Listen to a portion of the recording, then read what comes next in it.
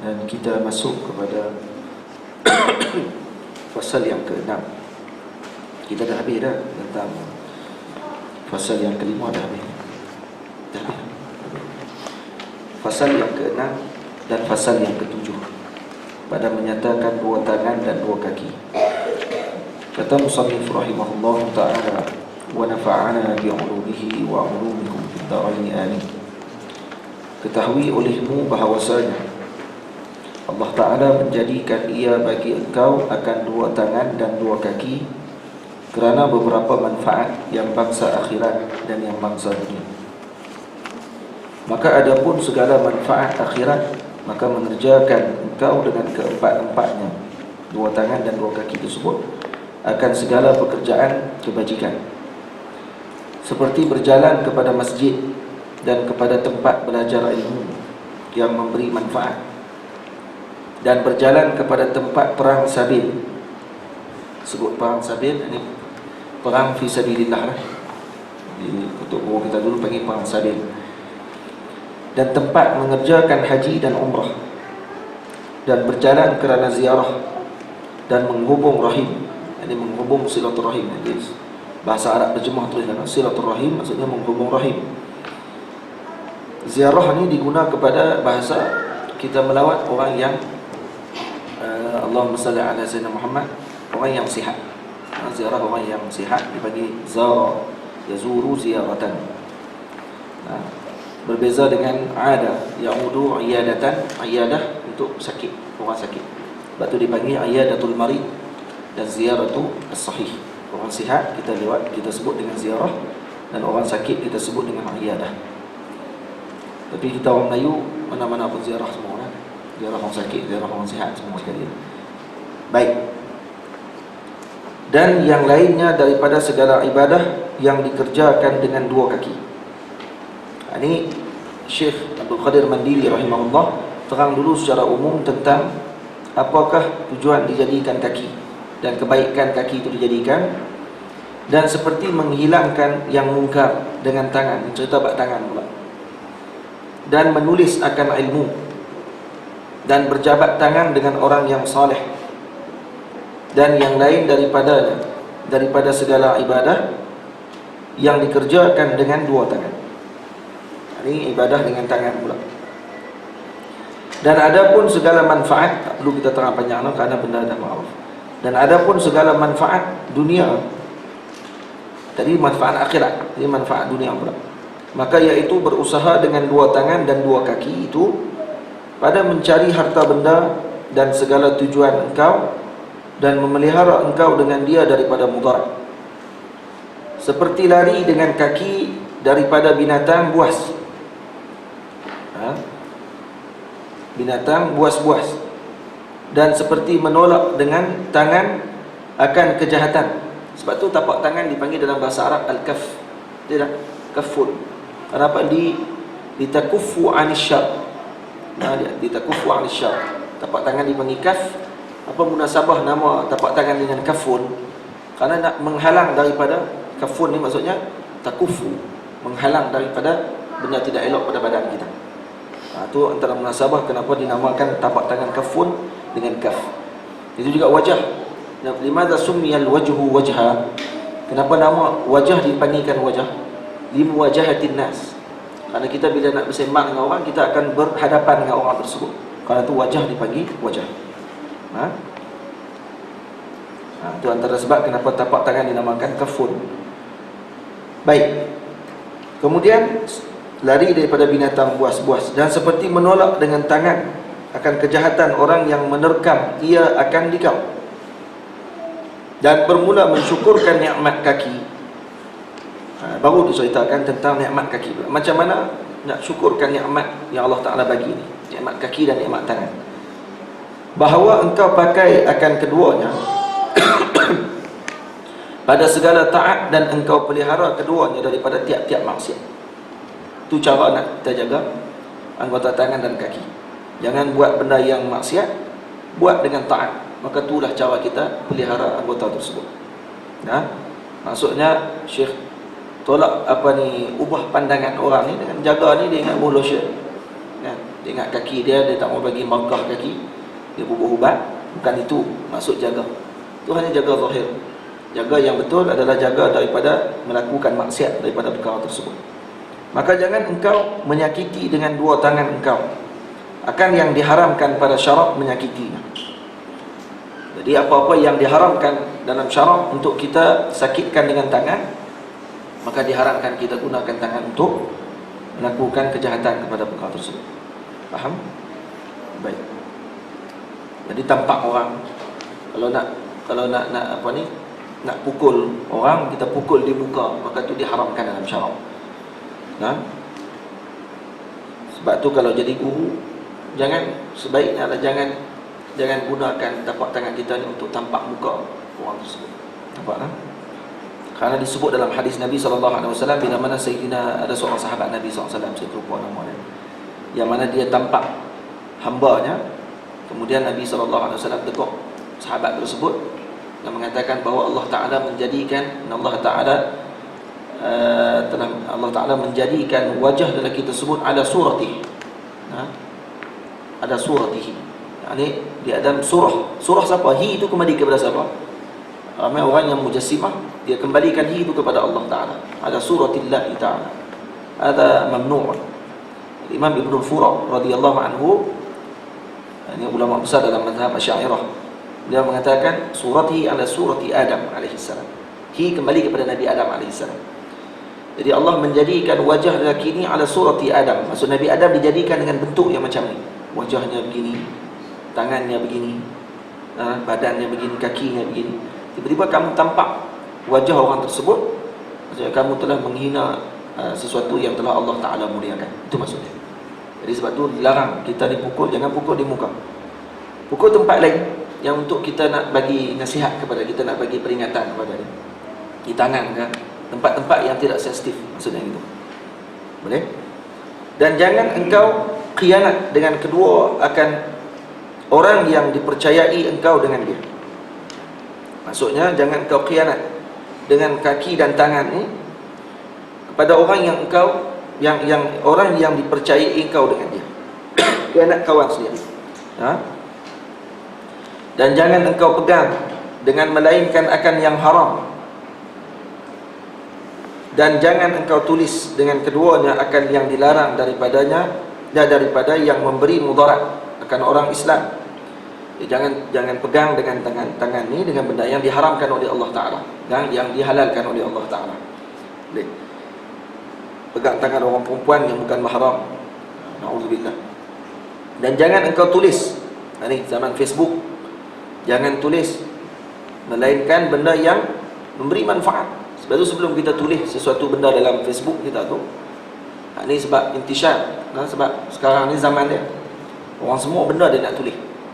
Apa benda yang nak tulis, kena fikir dulu sebelum tu, elok ke tidak aku tulis. Sama macam cakap juga, istilah sama dengan percakapan. Bila kita bercakap, maka kena tengok tiga keadaan. Lima yang kita cakap tadi baik, lima yang kita cakap tadi ni tidak baik, lima yang kita cakap tersebut ada baik dan ada tidak baik. Ada tiga keadaan. Yang baik khalis, maksudnya baik sungguh, cakaplah, tidak ada masalah. Cuma jangan riak ketika bercakap tersebut. Begitu juga ketika menulis. Yang kita nak tulis tu baik sungguh, maka ikhlaskan niat ketika kita nak tulis tersebut, maka sampai manfaat kepada orang. Yang kedua, yang kita nak tulis tu memang tak baik, syarrun khalis, ini memang tak baik sungguh, maka jangan kita tulis, jangan kita cakap. Yang ketiga, ada ihtimal, ada baik, ada tak baik. Maksudnya tergantung keadaan. Maka sebaiknya kata ulama jangan ditulis, jangan dicakap dengan perkara tersebut. Faham tak? Ini tidak, dia tak ada ihtimal lah. Yang penting aku nak tulis, itu je. Yang penting kena sampaikan. Ini yang tak kena kadang-kadang. Maka kerana tu silap kadang-kadang kepada penyampaian dia. Dan Allahumma salli ala sayyidina Muhammad, tidak nampak cara ruh syariah itu disampaikan dengan baik. Boleh? Baik. Kemudian dan kata apa lagi? Tulis, kalau nak tulis pula ilmu, kita nak tulis kitab dan sebagainya, kita nak tulis suatu ilmu kepada orang lain, jangan tulis benda yang bagi mudarat kepada orang Islam. Dan daripada ilmu yang diharamkan seperti sihir, Contohlah ni contohnya seperti sihir ataupun apa-apa ilmu yang lain. Contoh ilmu nak bagi tulis novel kan. Kemudian dalam novel tu cerita pasal percintaan. Dia bayangkan, khayalkan dalam diri dia tentang macam mana nak bercinta, macam mana nak mengorat orang. Dia tolong tulis pula cara macam mana nak buat benda tersebut. Ni semuanya mudarat kepada diri kita sendiri dan kepada orang lain. Maka sebab tu orang yang ada Allahumma salli ala sayyidina agama dalam diri dia, dia tak akan tulis melainkan benda tu beri manfaat kepada orang lain. Dan jangan engkau berjalan dengan kaki engkau kepada tempat yang haram dan kepada tempat orang yang zalim, melainkan kerana darurah. Jangan pergi ke tempat haram ataupun ke tempat orang yang zalim untuk menyokong kezaliman yang dia lakukan. Maksudnya gitu. Tapi kalau pergi kepada orang yang zalim untuk menahan diri dia daripada melakukan kezaliman tersebut, maka waktu ketika tu barulah dibenarkan, tidak ada masalah. Ini darurah, kecuali darurah. Kalau dia tak pergi, maka kezaliman tu tak akan terhenti. Maka dia kena pergi pada waktu tersebut. Mungkin dia ulama besar, jadi ada pengaruh. Macam yang berlaku ada seorang tu Allahumma salli ala sayyidina Muhammad, tu guru kita, Haji Mat Saman Kati. Mat Saman Kati kan, tok guru besar daripada Perak di Kati. Waktu ketika mana dijemput dia ni, anak murid Tok Kenali, tu tak silap, anak murid kepada anak murid Tok Kenali, lebih kurang gitulah. Gitulah saya ingat. Ya. Dia pernah hadir ke majlis yang dijemput oleh Sultan Perak. Itu hari Sultan Perak jemput mari ke Nuri di istana, buka puasa lah, hari bulan Ramadan.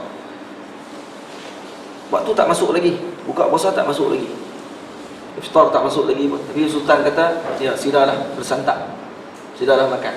Azan tak lagi pun, maghrib tak masuk lagi. Tapi dia kata dah, Sultan dah bagi titah, suruh makan. Semua pakat senyap, tak nak kata apa, senyap. Sultan kata, maka dia bangun. Dia bangun dan dia kata apa? Kalau tuanku nak masuk neraka, masuk sorang-sorang. Ni tak mau masuk. Apa kata tuanku pada waktu tu? Sultan Perak kata apa? Alhamdulillah, ada orang yang berani tekuk peta, dia kata, dengan benar. Banyak nak test kan? Sultan nak test tengok siapa yang berani nak kata kat dia. Banyak tuan guru Haji Mat Saman Kati berani untuk kata apa tersebut. Ini orang yang bukan kata Sultan tu zalim. Ini maksudnya dia nak tahan, ataupun kerana dia ada pengaruh, dia boleh cakap benda tersebut. Boleh tak? Itu maksudnya. Itu bila kita tengok balik karangan sebutan Syekh Muhammad Said Ramadan Al-Buti rahimahullah ta'ala tentang kefahaman hadis Nabi SAW. Hadis Nabi yang Nabi katakan bercakap benda yang betul, cakap benda yang hak inda sultanil jair, di depan sultan ataupun di depan pemerintah yang zalim. Macam mana maksud hadis tersebut?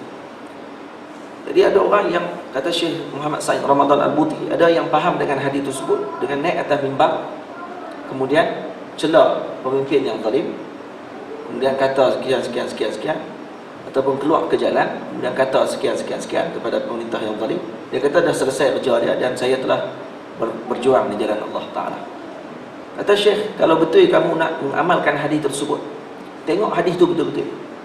Hadis tu Nabi sebut inda sultanil jair, bukan ala sultanil jair. Inda dengan maksud apa dia? Indiyah ni dengan maksud duduk dengan orang zalim tersebut dan kata kepada dia di depan dia, orang betul. Bukan kata atas mimbar. Dengan keadaan orang zalim tu tak ada di depan pada waktu tersebut. Yang kita dah buat lah ni, anak-anak muda kita buat yang semangat buta ni. Itu atas mimbar dia boleh kata, dia rasa dia berjuang dah waktu tersebut. Dia mengajak, sebenarnya dia boleh kata sikit, dia rasa dia dah berjuang sungguh dah waktu tu. Tapi kalau ada semua orang tu di depan dia, saya rasa tak berani dia nak sebut. Tak berani dia. Mulut bungkam terus waktu tu sebut. Nampaklah. Kalau betul pergi depan orang zalim tersebut dan kata terus, sebab Nabi sebut dalam hadis inda sultanil jair, bukan ala sultanil jair. Bukan ala, inda. Tengok para ulama tengok ala mustawal harf. Kalam Nabi ni kalam haq. Kalam Nabi kalam yang mengikut kepada huruf. Lepas tu kena tengok kepada huruf Nabi SAW sebut tu macam mana. Nampak tak? Itu baru betul. Boleh.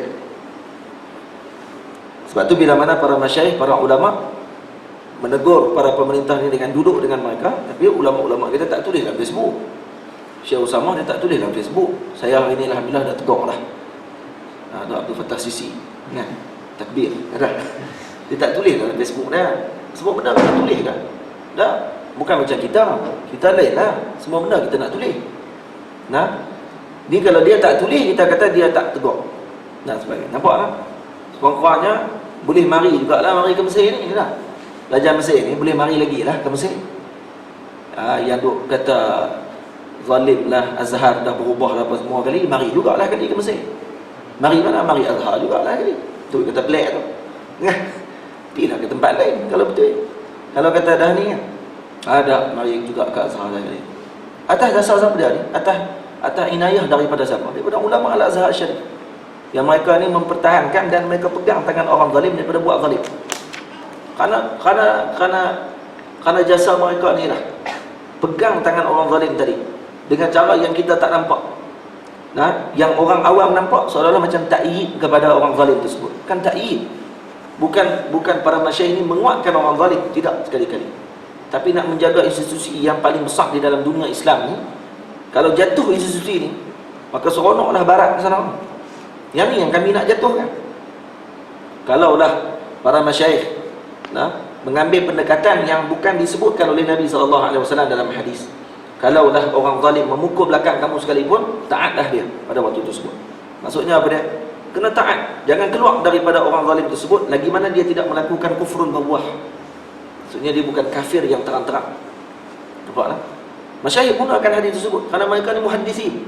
Mereka ni fuqaha, alim, ulama. Jadi dia berpegang dengan pandangan tadi. Pegang dan alhamdulillah kita boleh mengaji lagi di Al-Azhar Syarif. Boleh ambil ilmu lagi dengan mereka. Untuk kita balik dan sampaikan kepada masyarakat. Nampak tak? Cuba kalau tutup mazhab, apa jadi? Syria dah habis, selesai. Yaman tak aman. Nampaklah. Jordan alhamdulillah khair lagi setakat ni. Saudi jam. Faham pening kan? Pergi Saudi balik pening. Melainkan yang pergi ke Saulatiyah dan sebagainya tu kan, tapi tak dapat pula pengiktirafan. Jadi masuk umur qura dan sebagainya lah. Lagi mana lagi? Libya habis, hancur. Tak buat apa lah. Nah, Kuwait, Dubai apa semua bukan tempat pengajian agama. Itu tempat bisnes. Nampak lah. Sampai mana lagi? Azhar. Satu-satunya tempat yang institusi yang paling digeruni oleh musuh Islam. Walaupun kita nampak pelajar Azhar keluar ramai macam-macam orang tapi tetap Azhar tu digerun dengan ulama-ulama yang lahir daripada situ. Tetap. Itu benda yang hakikat. Nampak tak?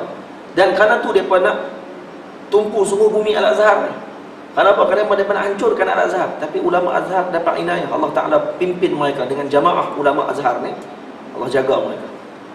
Kalau kita tak tengok benda tu macam yang kita tengok, macam yang ulama-ulama kita di Azhar ni bertahan sungguh-sungguh, maka rugi kita duduk di Azhar. Kita duduk di Azhar, balik kita lawan dengan ulama Azhar. Tu yang pelik. Baik, balik kepada saudara ni. Tadi kata ni pula kecelaruan fikrah pula. Pendeknya, yang sonoknya balik Malaysia ceramah, kata masyayikh Azhar tu tak tahan. Ceramah depan orang ramai, lepas tu boleh kata pula mengaji Azhar. Balik Azhar, dapat sijil Azhar, lepas tu Azhar dah berubah lah. Azhar tak macam dulu dah. Ni pelajar baru nak mari. Dia kata depan mak-mak budak-budak yang baru nak mari ni. Dah kali mak-mak ayah ni pun, boleh dah kita hantar anak-anak kita ke Azhar tu. Azhar dah berubah lah. Berubah dah sangat kan. Dia duduk sini pun tak mengaji pun, duduk cakap berubah ni, duduk sini bukan mengaji mana pun. Tembak yang terah. Nah, lepas tu duduk di Mesir ni, ambil peluang sungguh-sungguh, tuntut ilmu sungguh-sungguh daripada para ulama. Nah, kamu pergilah ke majlis ulama Azhar. Kamu pergi ke majlis Syekh Ali Jumaah. Kamu masuk ke dalam majlis Syekh Usamah Al-Azhari. Kamu masuk dalam kelas Syekh Amru Wardani, Syekh Muhammad Ahmad Mamdun, Syekh Yusri Hafizahullah. Cuba masuk dalam kelas dia tengok. Kalau dalam perbincangan tentang hadis, dia akan bincang hadis daripada awal sampai habis, tanpa masuk dalam bab lain. Soalnya dia alim dalam hadis saja. Kalau dia berbincang tentang nahwu, Rasul sallallahu mereka ni pakar dalam nahwu, tidak pakar dalam ilmu lain. Kalau dia bincang tentang balaghah, nampak macam mereka ni hanya pakar balaghah, tidak pakar dalam ilmu lain. Maksudnya apa dia? Penumpuan. Bukan macam kita di Malaysia, baca sebaring. 2 jam lagi lari kot lain. Faham? Baca sebaris ya. Lepas tu modal lari kot lain. Buka Utusan Malaysia, Berita Harian, lari kot lain. Ilmu tak sampai pun. Betul ke tak? Cuba tengok, masuk ke dalam majlis ulama. Cuba tengok macam mana mereka bahas ilmu. Baru kita akan tengok macam mana mereka bahas. Ni tidak. Masuk dalam otak persepsi. Syekh ni lawan dengan yang kami sokong. Dia yang itu. Nah, Syekh bila dia cakap tentang benda-benda macam tu, bila sampai kepada tempat dia, bila sampai kepada perbincangan politik, baru dia akan cerita tentang politik. Nah, bukan semua tempat. Kita semua tempat kita nak bahas. Atas mimbar kita nak faham. Dalam baca kitab hadis pun kita nak faham juga. Buka kitab tasawuf pun kita faham lagi. Lepas tu bila nak sampai ilmunya kepada masyarakat ni, rosak. Rosak kalau kata sistem dan manhaj pengajian dan pendidikan ilmu kita dengan macam tu. Sebab tu kena betulkan balik sistem. Masyarakat kita tak akan sampai ilmu dengan baik kalau guru yang menyampaikan tadi ni tak ada sistem dalam penyampaian. Dia tak ada sistem dalam penyampaian. Memanglah susah kita nak sampaikan dengan sistem ni, susah. Kerana apa? Kerana masyarakat kita ni dah terbiasa dengan benda yang senang. Dia rasa seronok, dia mesti main majlis yang seronok saja. Kalau tak seronok dalam majlis, dia tak akan boleh main. Kalau main tok guru daripada awal sampai habis kerja bagi ilmu je, tak ada langsung buat lawak sikit dan sebagainya, maka dia tak boleh nak terima. Tak lawak langsung ustaz ni. Dia gitu pula dah. Dia nak kena ada lawak sikit. Jadi tak apalah, ada humor sikit dalam majlis. Jangan daripada awal sampai habis humor ya. Gelak sampai daripada awal sampai habis. Tak.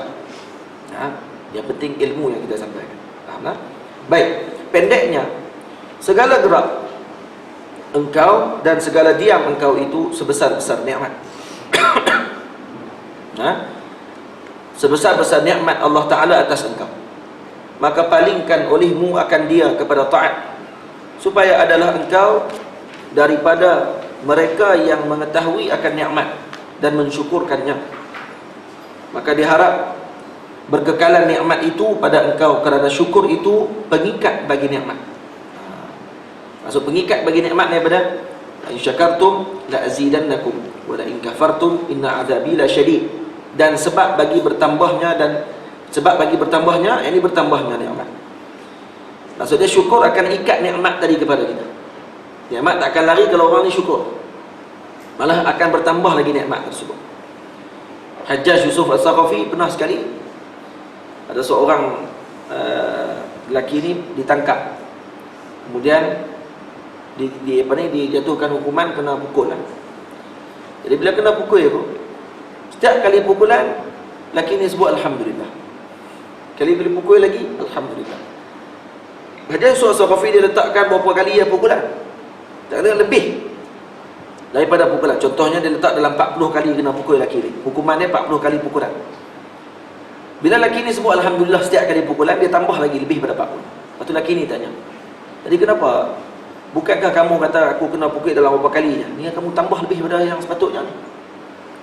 Dia kata dah kamu daripada awal sebut Alhamdulillah. Kalau Allah Ta'ala sebut la in syakartum la azidannakum. Kalau kamu bersyukur, aku tambah lagi kan. Dan kamu syukur kan, aku tambah lagi. Hajjaj Yusuf lah, Masya Allah. Dia ni alim tapi zalim. Alim tapi zalim. Zalim sungguh, Masya Allah.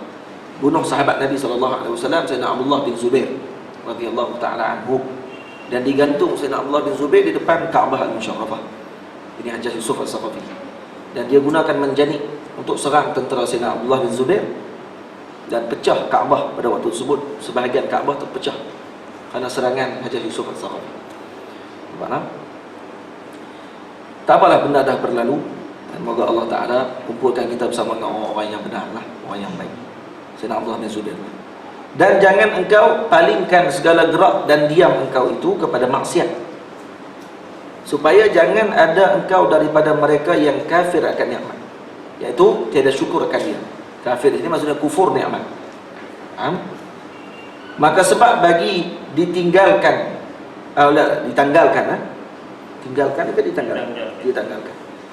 maka sebab bagi ditanggalkan nikmat itu, dan sebab bagi siksa yang bersangatan pada hari mensaksikan atas mereka itu oleh segala lidah mereka itu, dan segala tangan mereka itu, dan segala kaki mereka itu, dengan barang yang ada mereka itu mengerjakan dengan akan dia, di dalam dunia. Ingatlah kalau dalam bahasa kitab lama ni, kalau akan dia ni, maksudnya tu jadi maf'ulun bih. Lepas akan tu jadi maf'ul tu. Nah, mengerjakan akan dia. Nampak tak? Ada kaedah dia tu kan. Jadi kita orang tanya mana maf'ulun bih ni? Akan dia tu. Mengerjakan akan dia. Dia ada syair dia, saya tak ingat. Ada kawan kita seorang, dia ada syair. Macam mana nak baca? Kalau kata kitab-kitab lama ni kan, bermula itu mubtada'. Kalau ada kitab dia tulis bermula ini bab, bermula tu mubtada' lah. I'rab siap lah. Ni kitab ulama-ulama dulu nak baca bukan ada ilmu lah. Tapi kalau kitab macam tu lah ni kita tulis, orang tak baca tu. Zaman orang tu kata zaman orang nak mudah semua. Tulisan kita pun kena mudahkan tu pada orang yang nak ambil hukum. Kitab dulu kalau kita tengok terjemahan fatwa para ulama dulu, contohnya para masyayikh kita daripada Jawi ni, terjemah fatwa Syekh Zaini Dahlan, guru mereka. Bila terjemah fatwa Syekh Zaini Dahlan, jadi kitab tu nampak ilmiah sungguh. Sebab dia terjemah tu harfan biharfin dengan kaedah nahwu semua sekali. Dia nak baca tu kena perhati sungguh. Tapi kalau kita terjemah macam tu lah kitab fatwa, takut orang pakai tak baca fatwa. Sebab tu orang nak fatwa yang mudah. Jawapan dia boleh ke tak boleh, tu tak payah duk cerita banyak-banyak lah. Pula dalil lepas tak payah. Saya buat macam ni, boleh tak? Boleh. Jadi Syekh Ali Jumaah hafizahullah ada satu kitab, Baitul Muslim kan, kitab apa tu, kitab dia tu bagus. Fatwa dia jawab boleh tak boleh, yajuz la yajuz. Tu dia jawab. Pendek semua. Orang tanya panjang, la yajuz. Pendek gila jawapannya. Kitab tu bagus boleh. Tapi kalau orang tanya lebih sikit, pakai jam terus lah. Melainkan kalau kita ni memang tahu dah lah macam mana jawapan tu dikeluarkan. Baik. Kemudian ni nak bagi tahu kepada kita apa dia? Sebab bagi ditanggalkan nikmat itu dan sebab bagi seksa yang bersangatan pada hari mensaksikan atas mereka itu oleh segala lidah mereka itu, segala tangan mereka itu dan segala kaki mereka itu, dengan barang yang ada mereka itu mengerjakan akan dia di dalam dunia daripada segala kejahatan. Ingatlah nanti semua anggota kita ni akan jadi saksi kepada apa yang kita lakukan. Auzubillah min dzalik. Kita tak boleh nak sembunyi pada waktu tersebut di depan Allah Subhanahu wa taala. Lidah kalau kata selalu bohong, lidah tak akan cakap pada hari tersebut. Yang akan cakap adalah anggota kita yang lain. Boleh. Dan ketahui olehmu bahawasanya memelihara segala anggota yang 7 ini daripada segala kejahatan dan memakainya pada segala kebajikan. Tiada sempurna keduanya melainkan dengan membersihkan akan rajanya daripada segala perangai yang dicela, seperti riak dan takabur dan dengki dan kikir dan lainnya, dan dikehendaki dengan rajanya itu iaitu hati. Wallahu a'lam. Tengok. Jadi Syekh terang dulu pada permulaan tentang anggota tubuh. Semua anggota tubuh 7 ni yang ada pada kita, mata, lidah, lagi tangan, kaki, semua sekali lah yang disebutkan oleh Syekh Abdul Qadir Mandiri daripada permulaan kita. Maksud dia yang pertama nak sampai kepada mana? Nak sampai kepada benda yang penting sekali. Itu sampai kepada semua benda ni tak akan selesai kalau rajanya tidak selesai. Rajanya tidak dibersihkan. Siapa raja tersebut? Hati. Sebab tu kitab ni namanya Penawar Bagi Hati. Sebab tu namanya Penawar Bagi Hati. Baik, kita tengok terus kepada perbahasan. Kitab yang kedua, pada menyatakan qalbun artinya jantung. Saya dah sebut sebelum ni.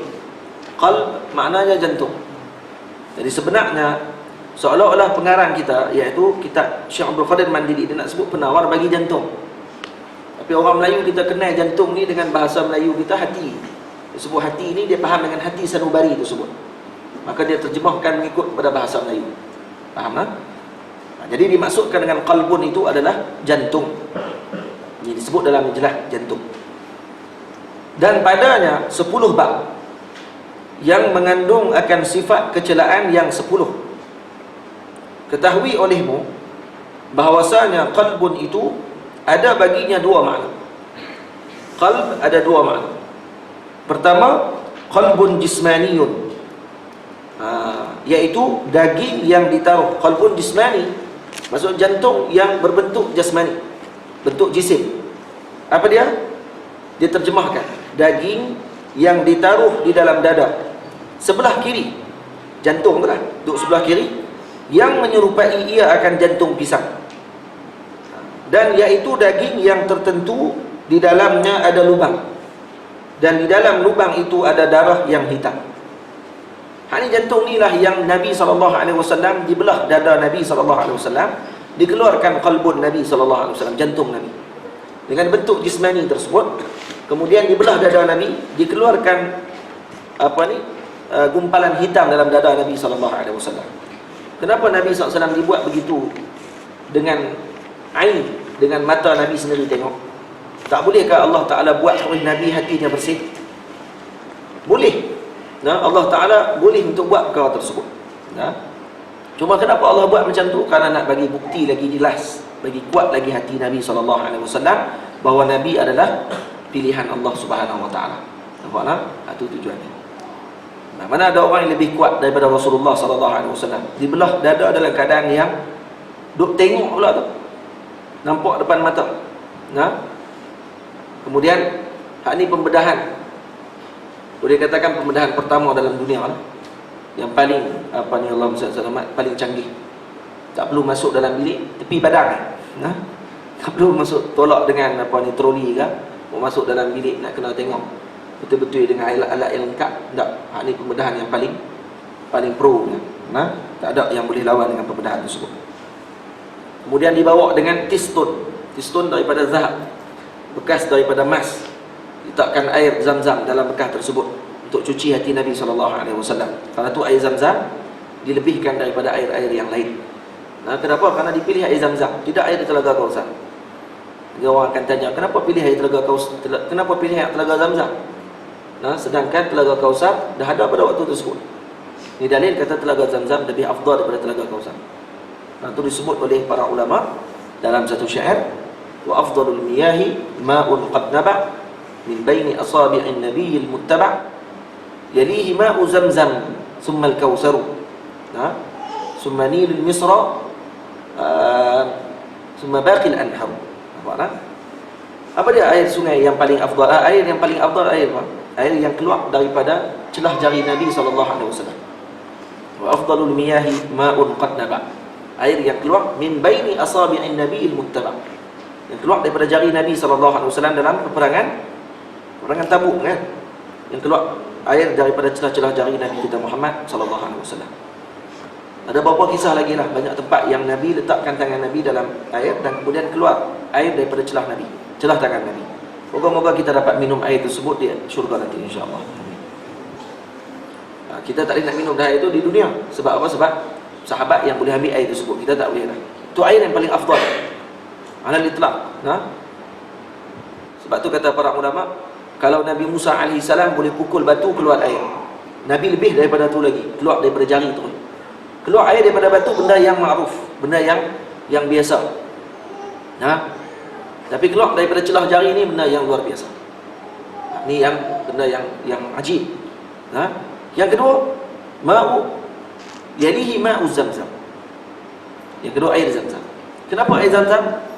Antara hujah para ulama, kerana dibersihkan hati Nabi dengan air zamzam, bukan dengan air lain, bukan dengan air Telaga Kausar. Yang ketiga baru Telaga Kausar, air Telaga Kausar. Telaga Kausar ni di mana? Telaga Kausar ni, Telaga Kausar ni sebahagian ulama mengatakan sebelum daripada masuknya umat Nabi SAW ke dalam syurga Allah Ta'ala, maka akan bertemu dengan telaga tersebut terlebih dahulu. Dan kemudian ada Nahrul Kausar, dia ada telaga dan ada sungai. Sungai Kausar pun ada, telaga pun ada. Kita akan temu dengan telaga dulu, dan baru akan masuk ke dalam syurga. Dalam syurga akan ada sungai Kausar. Sungai itu dalam syurga Allah Ta'ala. Dan telaga tu yang dikatakan besarnya, kalau kata dengan panjang kilometernya, Nabi gambarkan di antara Madinah Al-Munawwarah dengan Makkah Al-Mukarramah dalam sebahagian riwayat. Makkah dan Madinah panjang perjalanan lebih kurang 5 jam, 6 jam perjalanan. Bayangkan telaga tu besar mana. Dia punya hujung dan hujung. antara Mekah Madinah. Sebagai riwayat kata di antara Yaman. Ada tempat di Yaman ni dengan Makkah Al-Mukarramah. Tempat tu dua-dua lebih kurang sama dia punya kilometer dia di antara Mekah dan Madinah Al-Munawwarah. Besar negara tersebut dan dia punya orang panggil apa? Khilal dia punya cebok-cebok dia tu sebanyak bintang di langit. Dan Nabi akan bagi minum kepada semua umat Nabi SAW yang datang kepada Nabi SAW pada waktu tersebut. Dan Nabi sendiri yang akan bagi dengan tangan Nabi SAW. Kita akan minum dan tidak akan dahaga lagi selepas itu. Boleh. Baik.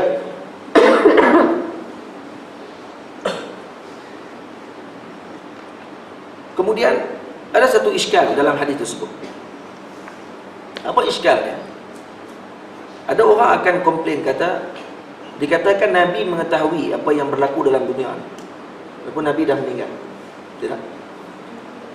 Tapi ketika mana Telaga Kausar tu, ketika Nabi duk bagi minuman di Telaga Kausar, ada di antara sahabat Nabi yang Nabi nampak. Mereka ni macam sahabat Nabi SAW, bila datang ditarik daripada belakang oleh para malaikat. Bila lelaki ni datang nak minum, nak ambil air Telaga Kausar, malaikat datang dan tarik lelaki ni daripada belakang. Kemudian Nabi akan kata, wahai Tuhanku, hadza min ashabi, ini sahabat aku. Nah, kemudian Allah Ta'ala mengatakan kepada Rasulullah SAW, laisa min ashabi, ini bukan ashab kamu. Kamu tidak mengetahui apa yang berlaku selepas kamu wafat. Apa yang mereka ni lakukan. Maksud mereka ni orang yang munafik.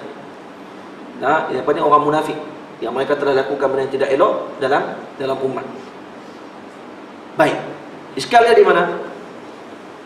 Dikatakan dipajangkan amalan umat selepas Nabi wafat. Tidak. Dan Nabi kata, hayati khairul lakum wa mamati khairul lakum. Hidup aku baik untuk kamu, mati aku pun baik juga untuk kamu. Kalau aku mati, kata Nabi SAW, maka akan diperlihatkan kepada aku amalan kamu pada setiap hari Jumaat. Nah, maka dia kata Isnin dan Khamis akan diperlihatkan amalan kepada Nabi SAW. Dan Nabi kata, kalau yang baik, maka aku akan gembira dengan perkara tersebut. Kalau benda tu tak baik, maka aku akan istighfar kepada Allah di atas kesilapan yang kamu lakukan. Nampak? Kalau benda tu tak baik, diperlihatkan, aku akan istighfar. Hayati khairun lakum wa mamati khairun lakum. Dan Nabi kata macam tu. Allahumma salli ala Sayyidina Muhammad. Para sahabat kata kepada Nabi, ya Rasulullah, kalau kamu wafat ya Rasulullah, maka kamu akan jadi tanah. Maka Nabi SAW menjawab balik. Nabi mengatakan, tidak, para Nabi tidak menjadi tanah, karena kami para Nabi akan dijaga jasad dan tubuh kami ini daripada dimakan oleh tanah. Nabi sebut itu dalam hadis, kan? Ma'ruf hadis itu sebut. Baik, jadi Nabi diperlihatkan amalan umat. Pada seminggu sekali Nabi akan dilihatkan amalan. Macam mana ketika mana lelaki ni datang, tiba-tiba ditarik, sekelompok manusia ni datang nak ambil air Telaga Kausar, ditarik, kemudian Nabi kata, hadza min ashabi. Tiba-tiba sahabat malaikat kata, nah, ini bukan. Dan sebagian orang kata, Allah Ta'ala yang menjawab kepada Nabi SAW, ini bukan sahabat kamu, ini orang yang melakukan kerosakan selepas kamu wafat. Jadi macam mana kita nak jawab? Bertentangan ke hadis? Faham tak ni masalah dia? Faham kan? Dia tak berlaku bertentangan. Kata Syekh Abdullah Sirajuddin rahimahullah ta'ala, ini ulama besar daripada Syria, alim kabir, digelar sebagai Baqiyatus Salaf, Syekhul Masyayikhina, Syekh Abdullah Sirajuddin. Dalam sebuah kitab yang tulis tentang Telaga Kausar, dia tulis tentang surah Al-Kausar, tafsir surah Al-Kausar. Syekh Abdullah Sirajuddin ini sangat beradab. Dia tulis kitab tafsir, dia tajuk apa? Dia tulis tajuk Haula Tafsir Surah Al-Kausar. Dia tak tulis tafsir surah Al-Kausar, tulis Haula Tafsir. Kenapa dia tulis Haula Tafsir? Sekitar tafsir surah Kausar. Dia tak tulis tafsir surah Kausar sebab apa? Sebab bukan semua yang ada dalam kitab aku ni semuanya ada betul ya semua. Bukan betul semua maksudnya. Semua yang ada dalam kitab aku ni inilah tafsirnya. Tak. Ini Haula Tafsir, kerana tafsir tu lebih daripada ni lagi. Yang ada dalam kitab aku ni sebahagian saja sebenarnya. Kecil sangat. Hatta nama kitab dia pun dia berjaga. Jaga adab lah. Haula Tafsir, sekitar tafsir. Dia tak sebut tafsir kitab surah Kausar. Surah Kausar. Dia jawab apa? Dia kata, yang diperlihatkan amalan tadi kepada Nabi pada setiap minggu tadi, itu adalah amalan orang yang baik-baik. Sebab tu Nabi kata, kalau datang amalan yang baik, maka aku akan mohon ampun, aku akan gembira. Yang tak baik, maka aku mohon istighfar kepada Allah Ta'ala di atas kesilapan yang kamu lakukan. Baik. Maksudnya yang gembira tadi, kalau diperlihatkan amalan, benda yang baik, barulah Nabi gembira, betul tak? Orang yang dah tak baik, dah munafik, nak hantar apa-apa lagi, amalan dia tak perlu dihantar lagi kepada Nabi SAW. Sebab memang semuanya tak baik pun. Faham? Jadi sebab tu Nabi tak kenal. Sebab amalan dia tak pernah dilihat kepada Nabi SAW. Jadi Nabi ingat dia ni mungkin tak bukan termasuk di kalangan orang tersebut lah. Tak. Maksudnya Nabi Allahumma salli ala sayyidina, dan orang ni dah orang yang dah memang tak baik. Jadi amalan dia tak pernah sampai kepada Nabi SAW. Jadi Nabi tak kenal pada waktu tersebut.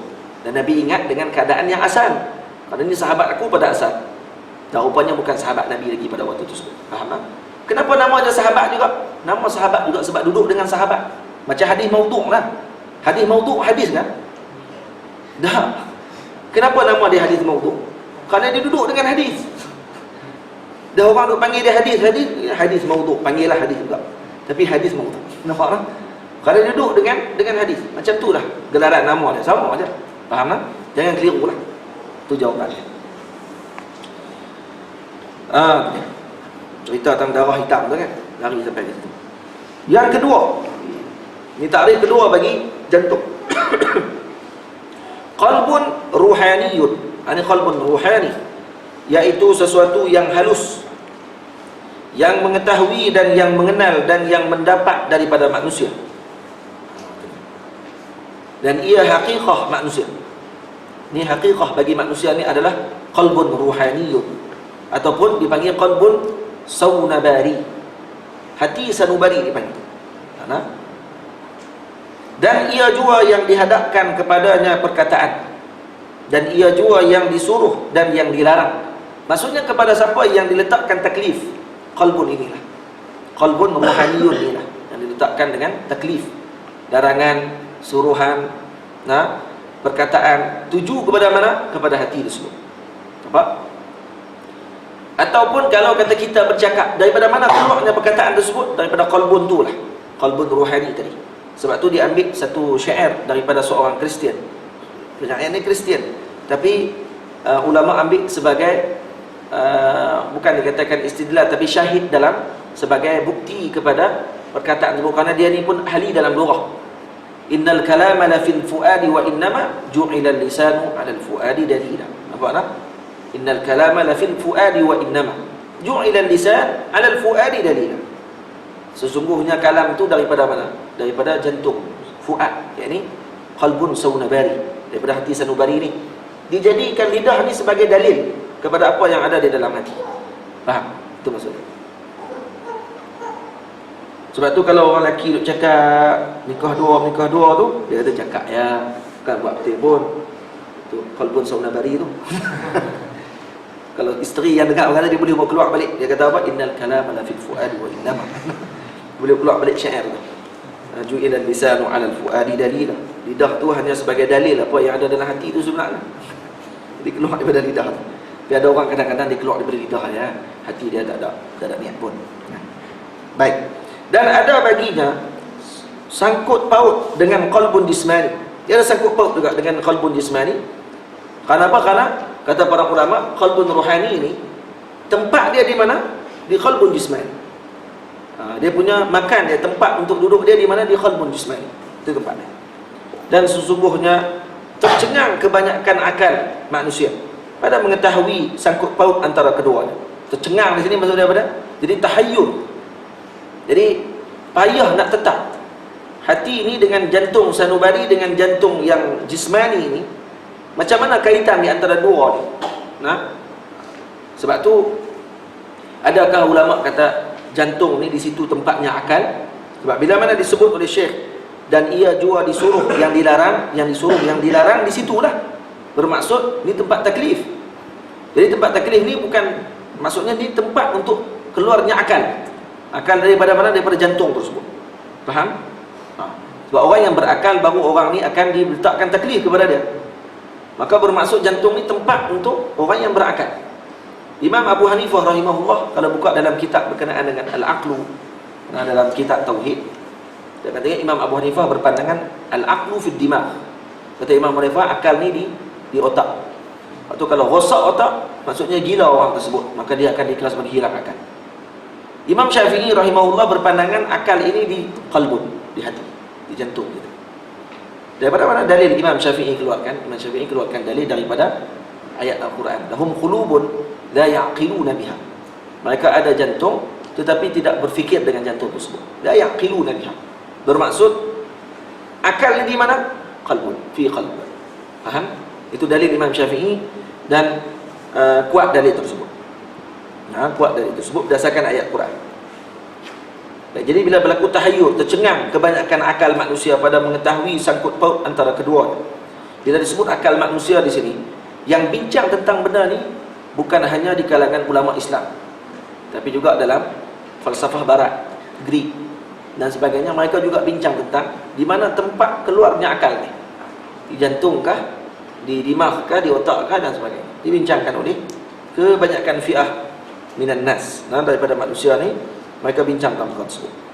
Kerana persangkutan keduanya, ni dah masuk tentang falsafah ni, masuk falsafah dah sendiri. Kerana persangkutan keduanya menyerupai akan persangkutan arad dan jisim. Adakah persangkutan di antara jisim qalbun jismani dengan qalbun ruhani seperti arad dan jisim?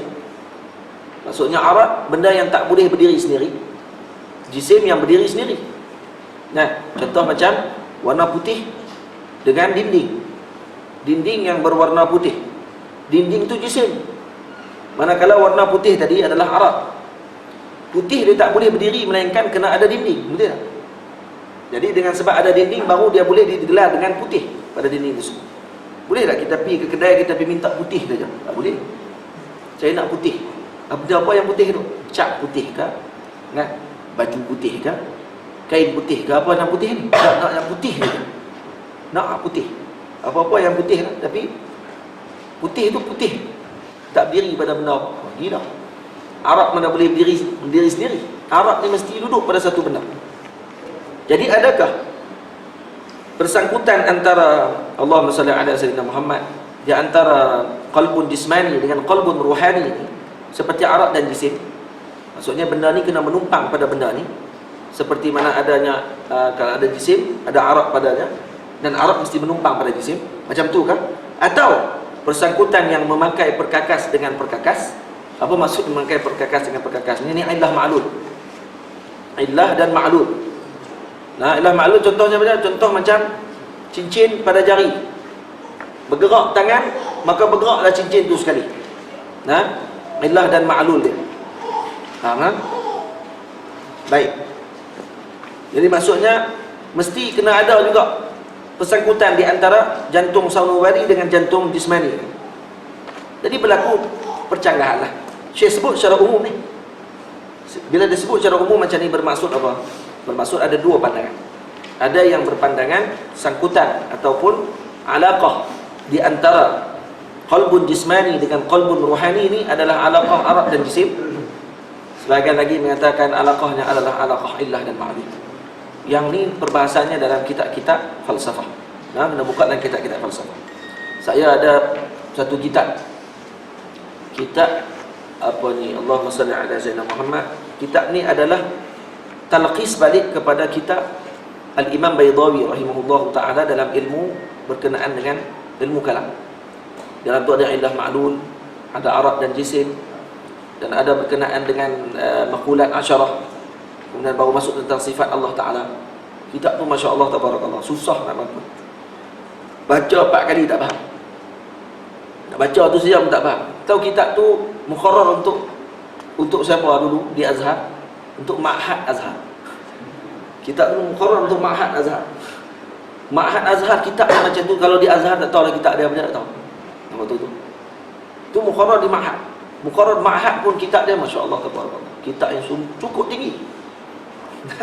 Ma'had Dini fil Azhar Syarif. Tulis dulu pada muka surat depan. Tu antara kitab yang nadir, kitab yang kitab lama yang nadir. Kitab tu pun dah umur dah dekat hampir 100 tahun dah. Ada umur dia kitab. Tu antara mukharrar depa dulu. Sekarang ni mukharrar kita di Azhar kitab apa? Akidah. Mauqif. Cara mauqif. Maqasid. Cara apa ni? Cara mauqif. Tahu satu. Tauhid. Jawharah kan? Jawharah. Tahun berapa? Tahun 3 apa? Tahun 3 baru mawaqif, insya-Allah. Mawaqif tu pun dah tinggi, masya-Allah. Mawaqif tu pun tinggi sungguh dah tu. Dan kalau kita masuk syarah mawaqif tu, memang waqaf tu ya. Tak faham apa kan kalau baca. Kalau masuk magister lagi tinggi. Kalau Azhar dia punya magister dia, masya-Allah. Kitab dia pun lagi tak faham. Syarah mawaqif EG 8 jilid. Baca sampai kulit kan, tak faham. Kata tinggi sungguh dia punya ni.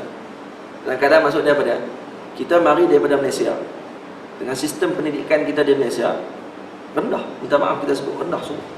Mari ke sini tinggi sungguh.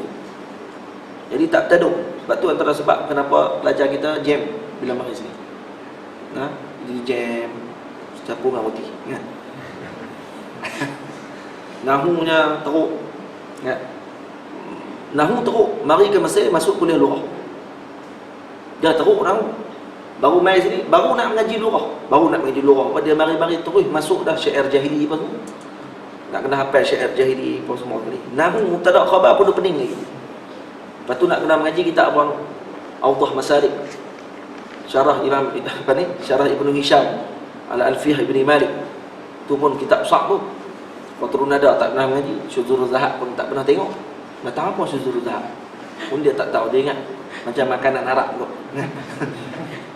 Hak tu pun dia tak erti. Tiba-tiba baca tu kitab yang besar-besar, masya-Allah. Tu antara sebab kenapa jadi cempera sikit. Orang Kedah kita kata jadi cempera. Memang jadi pening. Tak. Tauhid pun macam tu juga. Kita di Mesir, kita di Malaysia mengaji apa? Apa ni ketika start mengaji kitab apa tauhid? Start kata silap saya mulaqas ya. Mulaqas tauhid. Mari sini. Tu kalau mengaji pondok alhamdulillah khair. Kalau orang mengaji pondok dia dah mengaji dah Jawharah apa semua sekali dia mengaji. Daripada kitab kecil sampai besar. Hak tak mengaji pondok. Hak mengaji di sekolah biasa. Dia jumpa kitab dia jumpa. Lagi teruk pergi baca kitab Abu Bakar Jazairi. Wahabi. Aqidatul Islam. Aqidatul Muslimin. Baca kitab Aqidatul Muslimin. Abu Bakar Jazairi. Wahabi. Jadi Wahabi pula dah. Mari sini. Sebab tu tak pelik lah kalau kita duduk di Mesir ni. Kalau kita tak talaqi langsung dengan para masyaikh, duduk dengan kita punya dunia saja, tak mustahil kalau kata kita keluar daripada Azhar balik jadi Wahabi. Tak jadi Wahabi pun jadi simpati Wahabi. Tahu simpati Wahabi? Dia tak Wahabi tapi dia simpati. Dia akan anggap Wahabi ni bukan benda besar pun, kecil je. Kita duduk buat kaluk-kaluk. Wah, banyak benda lagi kita nak kena bincang. Yahudi tu. Dia tak nampak kata ni serpih daripada puak tu. Dia tak nampak kata tayarat pemikiran Islam ni sebenarnya untuk nak rosakkan Islam daripada dalam. Dia bagi cempera orang Islam daripada dalam. Orang luar senang masuk. Yahudi ni luar. Dia macam duduk di luar kota. Kita ni duduk perang dengan orang dalam kota kita sendiri. Kita duduk pegang anak panah. Nak panah orang duduk di luar. Hak dalam ni dia pegang anak panah, dia tak pegang anak panah, dia pegang badek. Tapi dia tikam kita ke belakang. Tak panah kita. Tak ada nak lepas. Nak panah lepas dalam ni. Kenapa tak lepas keluar? Kerana musuh dalam apa ni? Dalam kota kita sendiri tu tikam kita daripada belakang. Tapi dia duk anggap apa? Ni benda picis, benda kecil je, tak perlu bincang. Tak apalah. Ya. Kalau jumpa orang cakap macam tu, dalil kata dia ni tidak menguasai betul-betul tayarat pemikiran Islam. Kalau tidak ulama Azhar tak lawan dengan benda tersebut. Tidak para ulama masyayikh kita tidak tulis kitab tentang benda-benda tersebut. Tahzir tentang benda-benda tu. Mereka benda ni sangat bahaya. Baik. Dan apabila disebutkan akan jantung dalam kitab itu, maka dikehendakinya makna yang kedua. Faham tak? Baik. Jadi dalam kitab tasawuf, kalau dibincang tentang qalbun, apa maksud qalbun dalam kitab tasawuf? Adakah qalbun jismani? Ni bukan kitab biologi. Faham tak? Ni bukan kitab perubatan. Nak bincang tentang jantung yang bentuk seperti jantung pisang. Atau duk bincang tentang apakah elemen yang ada dalam jantung tersebut. Salur-salur darah yang ada dalam, bukan kita bincang benda tu. Ni kita bincang jantung yang kedua dengan makna yang kedua, iaitu jantung ruhani. Qalbun ruhaniyun. Dan ialah yang dikehendaki dengan firman Allah Ta'ala, Qulir ruhu min amri rabbi. Dan artinya bersabda olehmu, wahai Rasulullah, bermula roh itu daripada pekerjaan dia. Qulir ruhu, faham tu? Ruh ni nak i'rab apa? Kalau kita orang tanya suruh nak i'rab apa? Ruh ni i'rab dia, baca terjemah tahu dia i'rab. Bermula roh itu, tahu dah roh ni mubtada. Faham tak? Sebab roh tu dibaca dengan bermula. Tengok ni dah, tengok terjemah, tahu dah kata ni mubtada. Bermula roh itu daripada pekerjaan Tuhanku. Ini soalan daripada Yahudi. Bukan Yahudi. Ada beberapa orang Quraisy pergi jumpa dengan pemuka-pemuka Yahudi. Dan bila dia berjumpa dengan pemuka Yahudi, dia bertanya kepada pemuka Yahudi, apa benda yang kami nak kena tanya kepada Muhammad sampai dia tak boleh nak jawab? Tolong bagi tahu kepada kami sikit. Kami nak tanya kat dia sampai dia tak boleh jawab.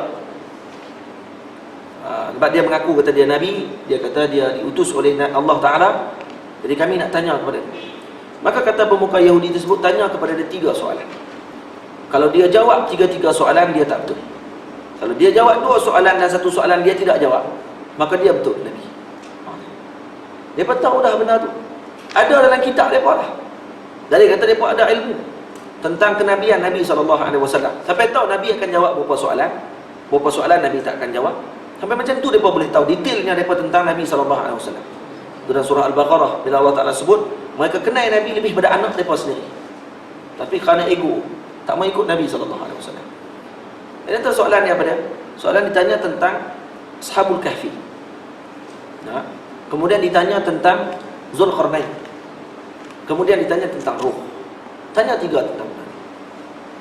Maka bila mana puak ni datang balik kepada Nabi SAW, tanya tentang 3 perkara ni, maka Nabi SAW kata, esok aku akan. Nabi tak sebut insya-Allah. Insya-Allah Nabi tak sebut. Nabi sebut aku akan jawab esok. Maka marilah puak ni esok, mari jumpa dengan Rasulullah. Mari jumpa esok, tak ada jawapan lagi, tak turun wahyu. Nabi ingat kata esok aku akan jawab, maksudnya esok turun wahyu. Dia kata tak turun wahyu. Mari tengok esok. Tanya apa dia jawapan? Tak ada lagi jawapan. Esok lagi mari. Sampailah seminggu. Sampai Nabi bimbang pada waktu tersebut. Macam mana ni? Jawapan tak ada lagi. Ini dalil benarnya Nabi SAW. Kalau kita esoklah mari. Saya jawab esok. Kita tengok esok tak turun lagi. Cari tak jumpa-jumpa. Laki-laki kelentong. Pada pandangan ada sebahagian ulama lah. Terus jawab gitu. Ulama tu dia. Dia bukan macam Imam Tabari. Imam Tabari, masya-Allah, Imam Tabari pengarang kitab tafsir Tabari. Satu hari ada orang main tanya soalan. Dia ni alim kabir. Bila dia datang ke Mesir, dia datang ke Azhar. Imam Tabari rahimahullahu ta'ala, betul tak ada Azhar lagi rasanya. Tabari tahun bila? Awal kan? Awal lagi. Jadi dia bila datang ke Mesir, satu hari datang seorang lelaki ni main tanya soalan tentang arut qafiyah. Tak ilmu arut dan qafiyah. Dia tanya tentang arut qafiyah, Imam Tabari tak boleh jawab. Sebab apa? Sebab Imam Tabari dia kuasai semua bidang ilmu kecuali arut qafiyah. Arut qafiyah dia tak ada mengaji dengan detail. Padahal dia pun ahli dah dalam bidang arut qafiyah ni. Sajiyah dah. Dah jadi orang panggil malakah. Dia dah ada kepakaran dalam ilmu sebut walaupun tak mengaji. Sebab dia orang Arab. Dan dia boleh tulis dah syair-syair. Tapi di rumah dia tak mengaji kaidah. Laki ni main tanya tentang arut qafiyah. Siapa yang susun arut qafiyah? Khalid bin Ahmad Al-Farahidi, tok guru kepada Sibawayh. Jadi bila dia nak jawab tak reti tu, dia reti semua ilmu, tiba-tiba nak jawab ni tak reti. Nampak jadi aib. Maka dia jawab kepada lelaki ni, esoklah mari. Hari ni saya tak boleh jawab tentang arut qafiyah. Dia kata sebab hari ni saya letak nak tanya ilmu lain boleh. Arut qafiyah tak boleh, sebab arut qafiyah esok. Dia kata saya ada hari khas saya letak dah. Hari ni boleh tanya hadis, esok tanya ni, dan esok baru boleh tanya arut qafiyah. Ini tak boleh jawab. Nak jawab tak reti, Imam Tabari takut malu. Maka kawan ni pun tak apalah, esok dia akan mari. Elok kawan ni balik, terus Imam Tabari panggil kawan dia, suruh cari kitab Khalid bin Ahmad Al-Farahidi, kitab asal arut. Maka kata beliau, aku baca kitab arut karangan Khalid bin Ahmad Al-Farahidi pada malam tersebut, daripada malam selepas Isyak sampai subuh. Aku selak subuh, selai kitab tersebut. Dan elok subuh habis kitab tu aku baca, dan aku menjadi orang yang paling alim arut dan qafiyah di Mesir pada waktu tersebut. Jadi alim, paling alim tu malam semalam ya baca kitab. Dan esok dia jawab. Ni alim ulama kita. Baca semalam. Baik. Jadi bila Nabi ditanya soalan, Nabi tak ada jawab. Sehingga tu pun ayat Allah Ta'ala tentang bila nak katakan sesuatu maka sebutkan insya-Allah. Ada dalam surah Al-Kahfi ayat tersebut. Orang boleh tengok balik. Hari ni baca surah Al-Kahfi, boleh tengok balik. Jadi maka turunlah ayat Allah Ta'ala tentang perkara tersebut.